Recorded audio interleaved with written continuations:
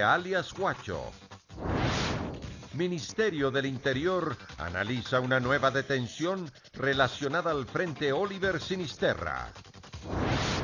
A un mes del secuestro de los periodistas de diario El Comercio, familiares exigen respuestas al gobierno sobre su asesinato y la recuperación de los cuerpos. Gobierno decreta extender el feriado nacional hasta el martes 1 de mayo. Condenó a 5 jóvenes acusados de agresión sexual a 9 años de prisión. Además, al menos 13 niños muertos y 9 heridos en un accidente de tránsito en la India. Jueves 26 de abril del 2018, amigos televidentes, es un gusto estar nuevamente con ustedes en la emisión estelar del Comercio TV con información importante. Aquí iniciamos. El fiscal general Carlos Vaca Mancheno comparece ante el Pleno de la Asamblea Nacional en el juicio político que se desarrolla en su contra. Inmediatamente vamos a hacer contacto con nuestro compañero Javier Gallo para que nos cuente cómo se ha desarrollado esta sesión. Adelante, Javier, te escuchamos. Muy buenas noches. Buenas noches, María Fernanda, amigos televidentes, saludos cordiales desde la Asamblea Nacional. Ha sido una larga sesión la que se mantiene en el Pleno del Legislativo. A esta hora hace su segunda intervención como réplica el fiscal general Carlos Vaca, luego de que durante 2 horas intervino y ha defendido su gestión frente a la Fiscalía General del Estado. A pesar de que el fiscal había ofrecido en las últimas horas dar detalles y revelaciones en torno a la situación de la frontera norte, esto no ha sucedido. Los asambleístas interpelantes también han intervenido ya, Henry Cucalón y César Carrión, quienes han criticado la intervención que ha dado el fiscal general. El fiscal general también había ofrecido demostrar con nombres y apellidos de los legisladores que supuestamente eran clientes de la Fiscalía, pero eso tampoco sucedió. El fiscal ha pedido disculpas públicas a los asambleístas por esa intervención y por esas declaraciones. La única sorpresa que ha habido hoy en la Asamblea hasta este momento es la presencia del expresidente de la legislatura, José Serrano, quien se había ausentado durante varias sesiones en el Pleno de la Asamblea y hoy reapareció precisamente al enjuiciamiento político del fiscal Carlos Vaca en este caso que también conllevó a la destitución de José Serrano del cargo de presidente. Nosotros les hemos preparado el siguiente informe en torno a lo que sucedió desde las 11 de la mañana que empezó la sesión aquí en el plenario de la Asamblea. Maratónica sesión en la Asamblea. El juicio arrancó a las 11 de la mañana y solo la lectura del informe tomó más de 3 horas y media.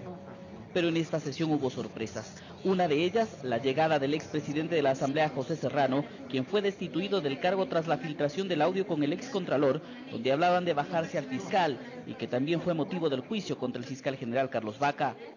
Quien no dio sorpresas fue el fiscal, quien a pesar de que ofreció revelar información sobre la situación en frontera, esto no sucedió. En sus 2 horas de intervención, defendió su gestión al frente de la institución.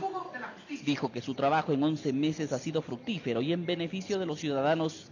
Parecería ser que el prisma sobre el cual se va a calificar es la verdad una rueda de prensa, como que el fiscal desde el 11 de mayo de 2017 no hubiese hecho absolutamente nada.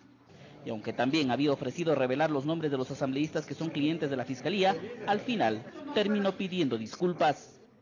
Yo me disculpo con la Asamblea Nacional.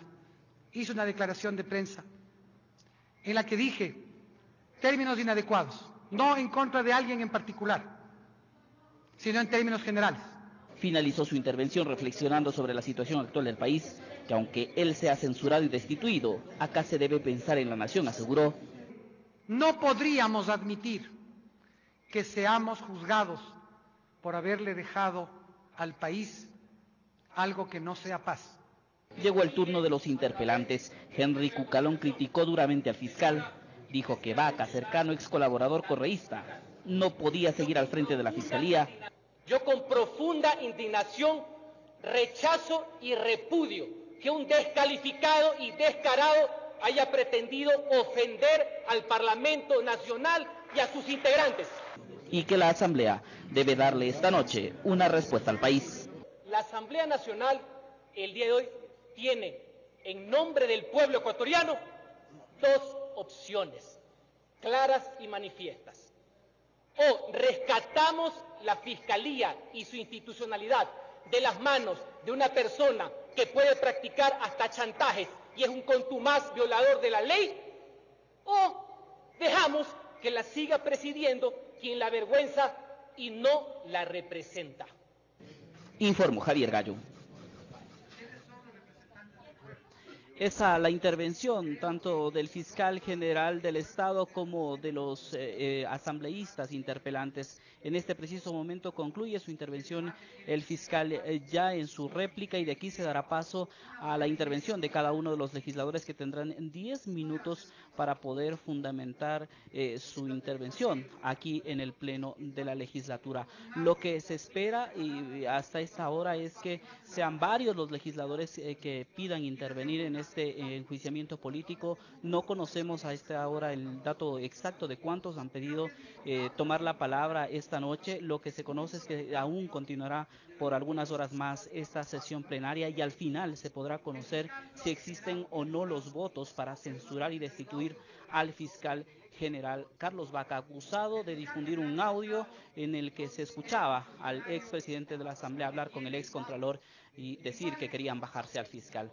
Esta decisión que tome la Asamblea, como les decimos, tomará también algunas horas más. Nosotros estaremos atentos a lo que suceda aquí en el Palacio Legislativo y les informaremos sobre el resultado de este enjuiciamiento político en contra del fiscal general. Con esta información regresamos hacia el estudio central contigo, María Fernanda. Tienes más información. Adelante. Muy buenas noches. Javier, tengo una pregunta antes de dejar este enlace en vivo contigo en la Asamblea Nacional. La noticia importante en este día jueves. La asambleísta Galarza en su cuenta de Twitter ha denunciado que existe cabildeo para que no tengan los votos suficientes para la censura o destitución del fiscal general Carlos Baca Mancheno por incumplimiento de sus funciones. ¿Es así? ¿Cuáles han sido las reacciones al interior de la Asamblea Nacional sobre estas primeras horas del juicio político?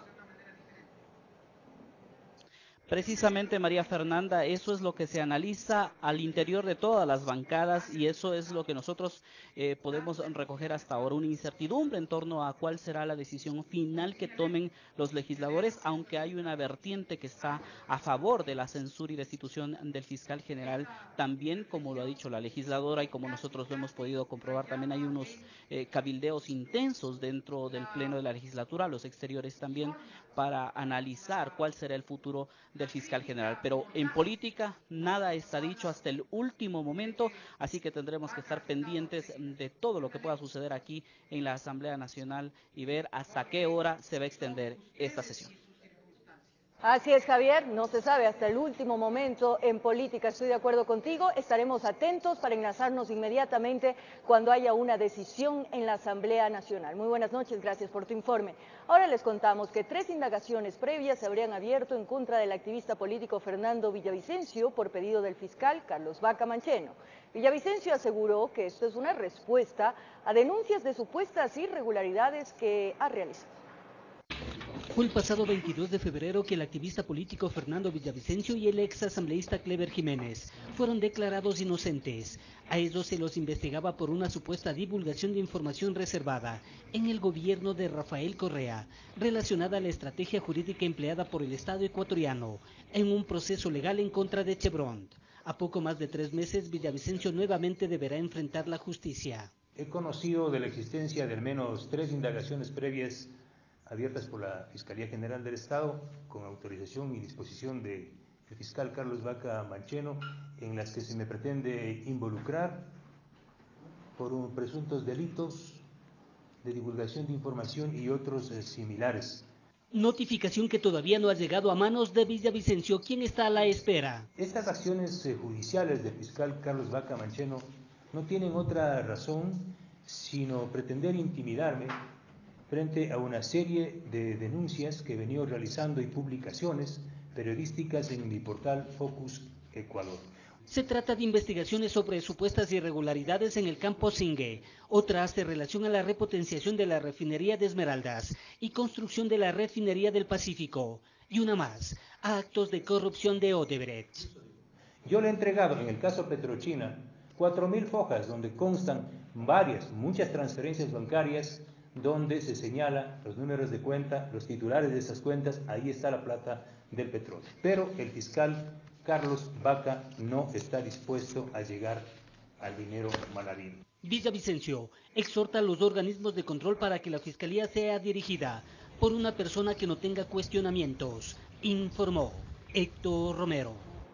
Cambiamos de tema. A un mes del secuestro del equipo periodístico de Diario El Comercio, que terminó en su asesinato, aún quedan preguntas que sus familiares exigen sean respondidas. Ellos solicitan a las autoridades que se dé información clara sobre lo que pasó e insisten en que los cuerpos de Javier, Paul y Efraín deben ser devueltos. ¿Qué hizo la Cancillería? ¿Por qué no pidieron ayuda internacional? ¿Qué se negociaba? ¿Cómo van a transparentar la información? Con estas y más preguntas, llegaron hasta la Plaza Grande los familiares de Javier, Paul y Efraín, el grupo periodístico de Diario El Comercio, que hace un mes exactamente fueron secuestrados y asesinados a los 19 días. Ellos quieren respuestas. La salida de 3 ministros, de 2, de 1, de 10, la llegada de nuevos ministros, no nos va a devolver la vida de 3 ecuatorianos. Sin embargo, creo que si deciden dar un paso al costado, creo que son consecuencias de las cosas que se hicieron o se dejaron de hacer, puntualizando los errores específicos que tuvo el gobierno nacional a través de su vocero oficial. En su declaración aseguraron que el gobierno nacional no ha tenido contacto con ellos desde hace 9 días aproximadamente, es decir, no saben en qué instancia se encuentra la recuperación de los cuerpos. Lamentablemente es así, conforme usted lo dice. Ya no nos informan nada y bueno, estamos con esa inseguridad. Piden claridad y señalan que mientras los cuerpos no sean devueltos, para ellos Javier, Paul y Efraín seguirán secuestrados.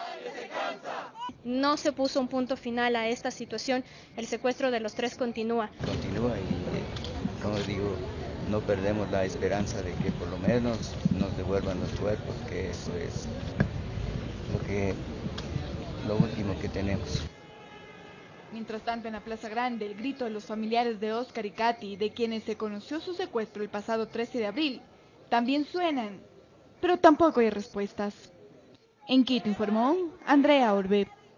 Al cumplirse un mes del secuestro del equipo periodístico de Diario El Comercio, sus compañeros de trabajo los recuerdan y se unen al clamor de la familia que exige al gobierno respuestas y acciones para la pronta recuperación y repatriación de sus cuerpos.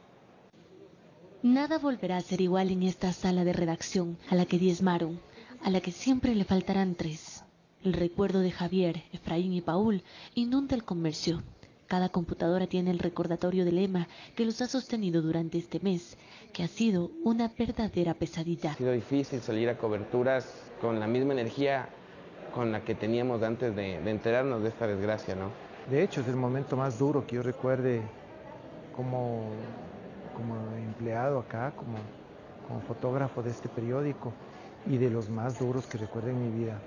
Armando Prado, editor fotográfico del Comercio, recuerda con cariño los años compartidos con Paul Rivas, compañero de cámaras, de quien lleva en la mente y el corazón grandes instantáneas. La mejor virtud de Paul era lo espontáneo que él solía hacer en el trato con las personas.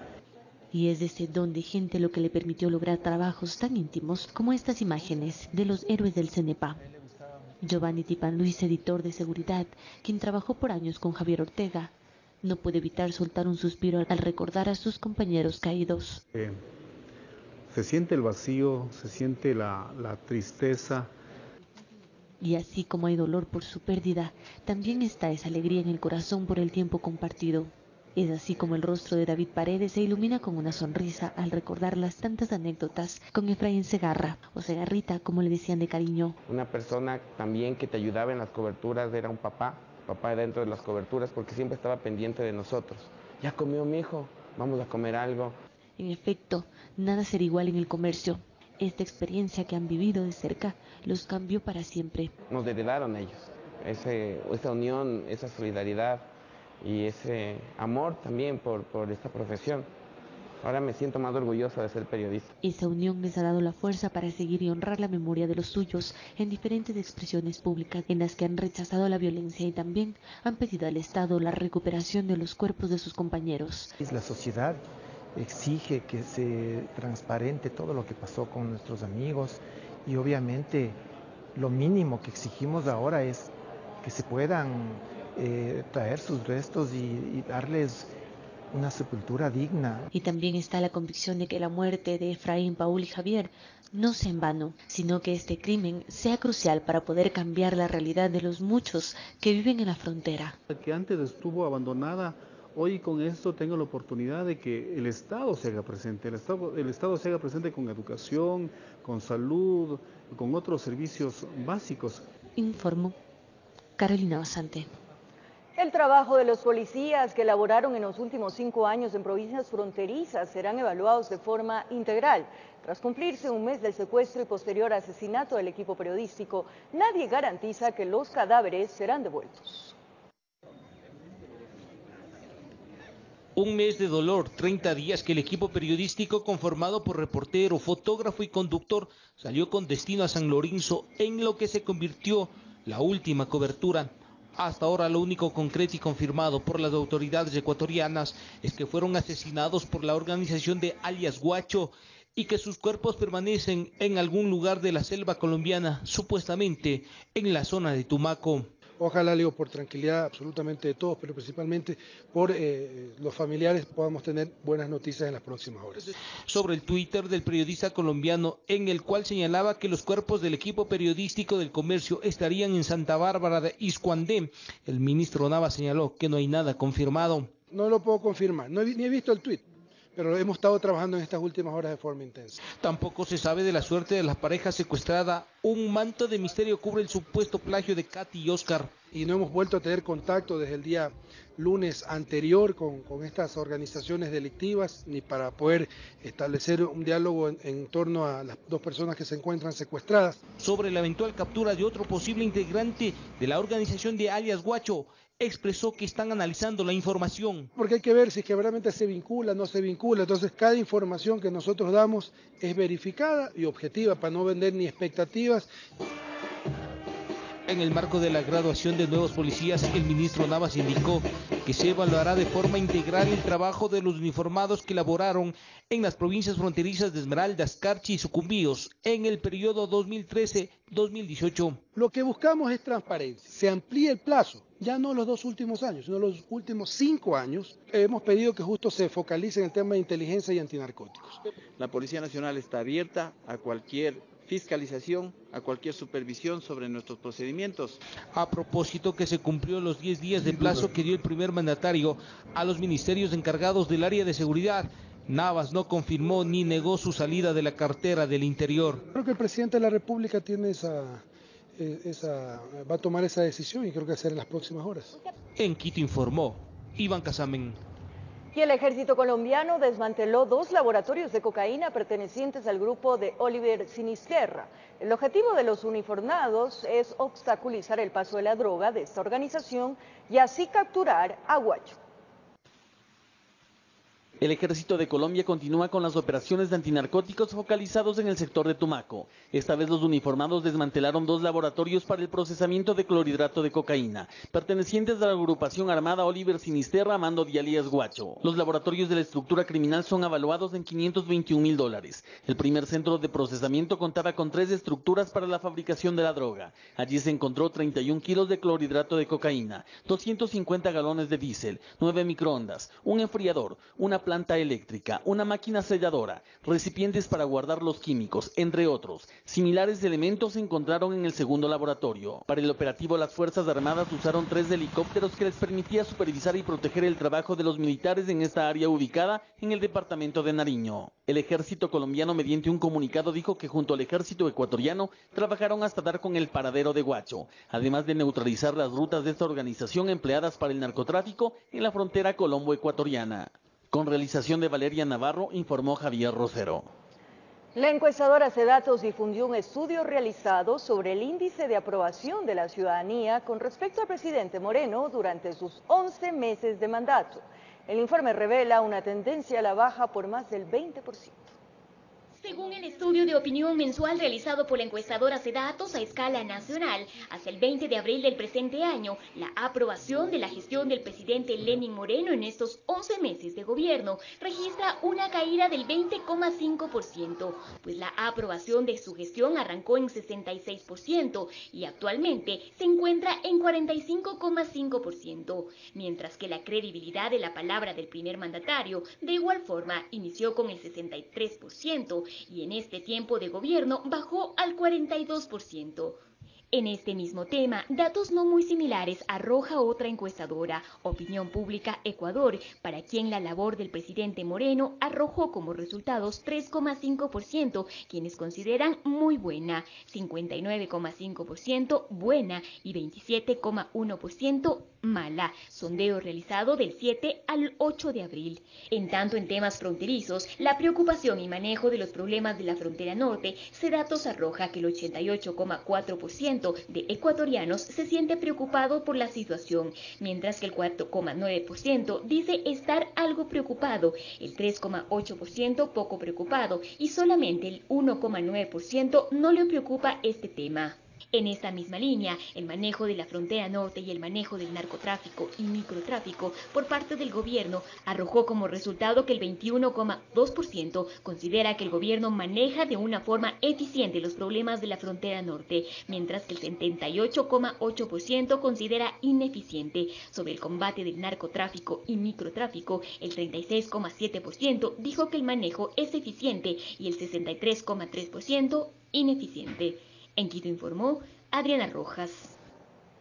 Mediante el decreto 379, el presidente Lenín Moreno dispuso que únicamente por este año, el martes 1 de mayo sea feriado nacional de descanso obligatorio para celebrar el Día Internacional del Trabajo. Además, suspendió la jornada laboral del 30 de abril para todos los trabajadores y empleados del sector público y privado, misma que en el sector público será recuperada una hora diaria adicional a partir del 2 de mayo, mientras que en el sector privado se podrá establecer dicha compensación conforme lo estime el empleador. Presión de trabajadores habría influido para que el feriado se extienda hasta el 1 de mayo, Día Internacional del Trabajo. De lo contrario, los sindicalistas tenían previsto efectuar la tradicional marcha el martes y acoger las sanciones correspondientes. De desacato era la postura de trabajadores y sindicalistas por la pretensión de cambiar el 1 de mayo, Día Internacional del Trabajo, al 30 de abril, como parte de un feriado nacional, resolución adoptada por el anterior régimen. Nosotros no vamos a acatar la ley de feriados, porque esta ley fue inconsulta, hecha a espaldas de los trabajadores, es aprobada por la asamblea del expresidente Correa. Inclusive muchos estaban dispuestos a acoger las sanciones correspondientes. Los compañeros hemos tomado la firme decisión de no asistir a nuestros trabajos, otros están pidiendo cargo a vacaciones, otros están tomando un sinnúmero de decisiones que determinarán el hecho de que el 1 de mayo sea una acción masiva, una movilización importante de los trabajadores de la clase obrera. Pero el panorama cambió el mediodía de este jueves, cuando el gobierno nacional decretó que se extiende el feriado hasta el martes 1 de mayo. En Quito la movilización saldrá a las 9 de la mañana desde la Caja del Seguro y culminará en la Plaza de San Francisco con un acto cultural. A exigir que se cambien las políticas laborales, a exigir el respeto a la estabilidad laboral, a la libre organización, a la contratación colectiva, pero al mismo tiempo también haremos una movilización en defensa de la soberanía, la paz y la vida, que hoy está siendo amenazada como consecuencia de grupos delincuenciales involucrados en el tema del narcotráfico y que ya han cobrado vidas incluso de nuestros compañeros periodistas. Estiman que a nivel nacional unos 200.000 obreros se harán sentir en las calles de las principales ciudades, informó Héctor Romero. A puertas de este feriado, el ministro de Turismo Enrique Ponce aseguró que el país sigue manteniendo calificación 1. Esto significaría que el Ecuador estaría catalogado como una nación segura. En este sentido, mencionó que el problema en la frontera norte no habría afectado el turismo nacional. A pesar del problema que vive Ecuador en la frontera norte, países como Estados Unidos continúan catalogando al país como seguro. Según el ministro de Turismo Enrique Ponce de León, la única alerta existente sería donde se establece la zona de conflicto. Se ha establecido una zona de protección desde la zona de frontera de 20 kilómetros Esto por seguridad no significa que esos 20 kilómetros sean zonas de conflicto, ni mucho menos. Y sería en este sector focalizado donde se deben tomar las mayores precauciones. Pero el país como tal, los 4 mundos del Ecuador están intactos. Ponce garantizó que el gobierno nacional, a través de sus carteras de Estado encargadas de la seguridad, velarán por la protección de los turistas nacionales y extranjeros. Habrán en las carreteras la protección que nos brinde la seguridad correspondiente, también en las zonas turísticas, los operativos correspondientes, de manera que sintámonos protegidos. En este contexto se refirió a la provincia verde de Esmeraldas, reconocida por propios y extraños por su belleza natural. No sigamos satanizando a una provincia cuando el conflicto está focalizado en un lugar determinado. Vamos a Esmeraldas, vamos a los demás lugares turísticos del Ecuador, vamos a Manabí. Con estas garantías se espera que durante el feriado por el Día del Trabajador exista mayor cantidad de ciudadanos que acudan a los diferentes entornos del país, informó Javier Rosero.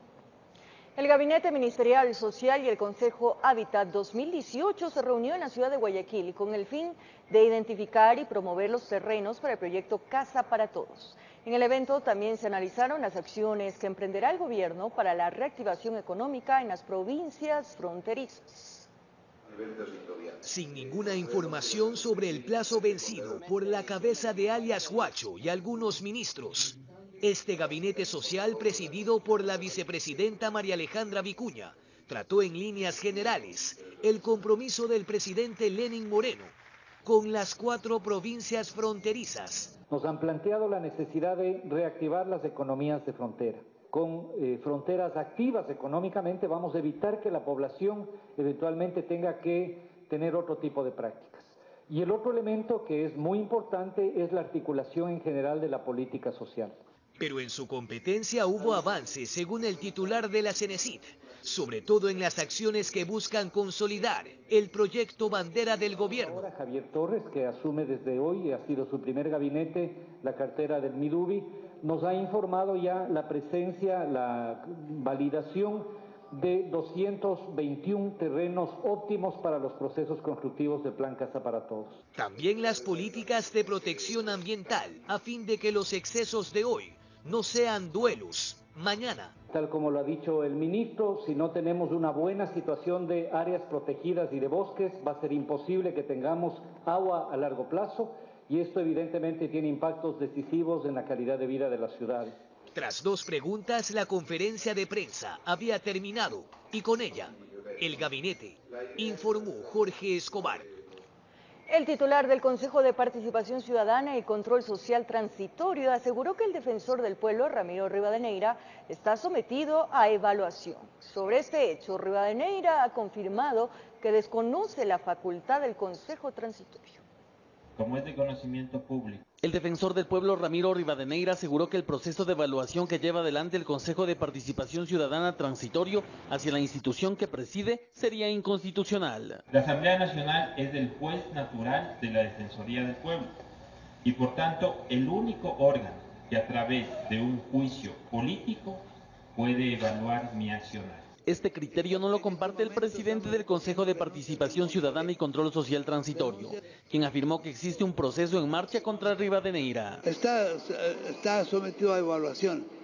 Entiendo que en este momento estamos recogiendo denuncias en contra de él. Según el defensor del pueblo, el Consejo de Participación Ciudadana y Control Social Transitorio no tiene la capacidad de evaluar a la Defensoría del Pueblo, por ser esta una institución nacional de derechos humanos. No reconozco a un órgano administrativo, transitorio, de origen gubernamental, capacidad de evaluación de una institución nacional de derechos humanos. A pesar de estas palabras del Consejo de Participación Ciudadana Transitorio, dio a conocer que hasta el pasado 24 de abril se registraron 16 denuncias en contra del defensor del pueblo. Denuncias que tienen que ser fundamentadas, tienen que indicar cuáles son los fundamentos de esas denuncias, se investigan. Y de ser reales las denuncias y fundadas las denuncias, tienen que presentarnos un informe los investigadores. En torno a esta problemática, Rivadeneira mencionó la carta enviada por la Alianza Global de las Instituciones Nacionales de Derechos Humanos, donde se advierte del riesgo de vulnerar la independencia y autonomía que goza la Defensoría del Pueblo, pues según dice, se perdería el estatus A reconocido por la ONU, informó Javier Rosero. Más de una decena de organizaciones sociales rechazaron la gestión realizada por el alcalde de Quito, Mauricio Rodas. Los representantes ciudadanos insisten a la Fiscalía que llame al burgomaestre para rendir su versión sobre la presunta red de corrupción que supuestamente existiría al interior del Cabildo. Varias organizaciones sociales y el bloque de concejales de Alianza País solicitan a la Fiscalía convoque al alcalde de Quito para rendir su versión frente a las investigaciones sobre la presunta red de corrupción en el interior del municipio. Cristóbal Buendía, representante del Observatorio Ciudadano, aseguró que la función del burgomaestre de supervisar a las instituciones del Cabildo no se ha cumplido. No existen todavía elementos de participación delictual, sí existen elementos de participación por omisión dentro de sus responsabilidades de control frente al trabajo de estos malos funcionarios que han desempeñado funciones dentro de la estratagema de movilidad. Al pedido se suman representantes de varios colectivos inconformes con la actual gestión municipal. El caso del Bicentenario, señores, no puede ser que han pasado 4 años y el parque que queríamos y el redesarrollo que queríamos urbano no se dé. Por lo que aseguran respaldarán el proceso de recolección de firmas para la revocatoria del alcalde que lo lidera el colectivo antitaurino. Cuenten, compañeros, con nuestro esfuerzo para llegar no a 130.000, le vamos a demostrar dónde está el descontento del 85%. El alcalde Rodas, por su parte, aseguró que la postura de estas organizaciones sociales y los concejales de Alianza País estaría relacionado con las próximas elecciones seccionales. Es evidente que estamos en un año preelectoral y hay personas que para ganar notoriedad son capaces de decir cualquier barbaridad. Veo que entre esas personas están algunos concejales cercanos al exalcalde Barrera, quien perdió rotundamente las elecciones en el año 2014 por la gestión deficiente que realizó en nuestra ciudad. Por lo tanto, si hay personas que quieren llegar a la alcaldía, que la ganen en las urnas, democráticamente. Mientras a criterio de exalcaldes como Augusto Barrera, la situación municipal debe ser resuelta de inmediato por el Consejo Metropolitano. El Consejo no se debe al alcalde, el Consejo se debe a la ciudadanía, a que pueda tener una reacción fuerte y pueda encauzar efectivamente esta crisis, ¿no? Informó Sofía Vintimilla. Momento de nuestra primera pausa aquí en el Comercio TV y al regresar mucha atención, prisión preventiva para pareja de nacionalidad colombiana encontrada con más de 300 bloques de cocaína. Por su parte, en Riobamba, prisión preventiva para 4 personas por transportar 10 toneladas de al menos precursores químicos para el procesamiento de droga. Los detalles en breves minutos. Recuerde, es trabajo duro. Pharmaton Vitality, el multivitamínico con ginseng G115, que me ayuda a mantener mi energía física y mental cada día. Pharmaton Vitality, nunca te rindas. Nutrivela 10. Un tratamiento que ahora uso en mi casa y lo consigo desde 50 centavos. Ahora tengo el pelo hermoso todos los días. Te deja tu pelo mucho más suave, mucho más brillante. Nutrivela es un tratamiento que tiene 10 ingredientes y son de los mejores. Seguimos, amigos, aquí en el Comercio TV. Ahora les contamos que se dictó prisión preventiva para una pareja de nacionalidad colombiana detenida en una casa en el norte de Guayaquil. La policía encontró más de 300 bloques de cocaína. Revisaron las paredes y hasta el techo de esa casa de la Ciudadela Kennedy Norte, pero cuando sacaron la mesa de la sala y verificaron cada una de las baldosas, encontraron los bloques de cocaína. Estaban ordenados y bien camuflados en un lugar donde, según el fiscal que participó en aquel operativo, ingresaban más de estos bultos de esta sustancia ilícita. Aproximadamente, por el espacio que se encontró, aproximadamente 1 tonelada podría haber entrado ahí, porque es grande, se queda de 1,5 metros al cúbico. Fueron 2 meses de investigaciones en conjunto con unidades de inteligencia de Colombia que brindaron información que terminaron con ese allanamiento, en el que 2 personas de nacionalidad colombiana fueron detenidas. Estaban acopiando y custodiando el alcaloide ya listo para ser transportado hacia el puerto. Se estima un aproximado de 37 millones de dosis de cocaína que estamos retirando del mercado. Se presume que los 375 paquetes los pretendían ingresar de forma ilegal a contenedores en el puerto marítimo de Guayaquil, que tenían como destino un país de Europa. Son 12 grupos que están ocupando el suroeste de Colombia, la frontera con Ecuador, en donde ahora por lo general esa lógica cambió de los grandes carteles. Ya no existe que el gran cartel es el que domina todo, existen grupos. Justamente ese fenómeno se conoce como fraccionamiento.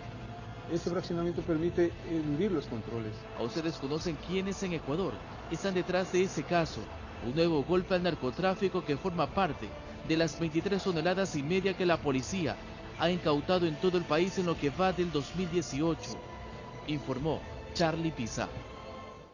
Mientras que en Riobamba el juez dictaminó orden de prisión preventiva para 4 personas, quienes se presume estarían transportando al menos 10 toneladas de precursores químicos para el procesamiento de droga. Luego que la policía decomisara más de 10 toneladas de precursores químicos en Chimborazo, el juez habría dictaminado orden de prisión preventiva para 4 implicados. Formule ya cargos por la conducta de transporte de estas sustancias o elementos químicos que sirven para el procesamiento de droga. Se informó que el camión transportaba el producto desde Huaquillas, que tenía como destino Carchi, hasta que fue retenido al ingreso a Riobamba. En el proceso obviamente se trataría de una organización que ya venía siendo incluso indagado por parte de la Policía Nacional. Estos se irán recogiendo a lo largo de la instrucción fiscal que tiene una duración de 30 días. Mientras que familiares y el abogado defensor de 3 de los detenidos, quienes viajaban en el automóvil, niegan la participación en el acto ilícito. Todo lo que me le acusan es injusto, ella no tiene nada que ver con eso. No dirigían en ningún momento al camión y existen datos relevantes dentro de este aspecto, puesto que se ve incluso al momento de la incautación, se ve que incluso hay unas frutas que también son incautadas, pero resulta que en el camión donde encontraron estas sustancias no existía ningún tipo de fruta. Por otro lado, Fiscalía pedirá la pena máxima por contrabando del químico, que se presume tendría un costo de al menos $40.000. Penal de transporte de precursores químicos está sancionado con una pena de entre 5 a 7 años. Efectivamente, Fiscalía solicitará en su momento la aplicación de la pena privativa de la libertad, considerando inclusive de que con la participación de 2 o más personas puede incurrir en una circunstancia de carácter agravante. Las investigaciones determinarán el grado de culpabilidad de los implicados, en este caso que se presume sería parte de una organización que opera desde hace ya varios años. En Chimborazo informó Darwin Altamirano. En operativo Impacto 158, agentes policiales decomisaron 7 armas de fuego, municiones y otras evidencias de supuestos actos delictivos. 4 sujetos fueron detenidos por el presunto delito de tenencia ilegal de armas.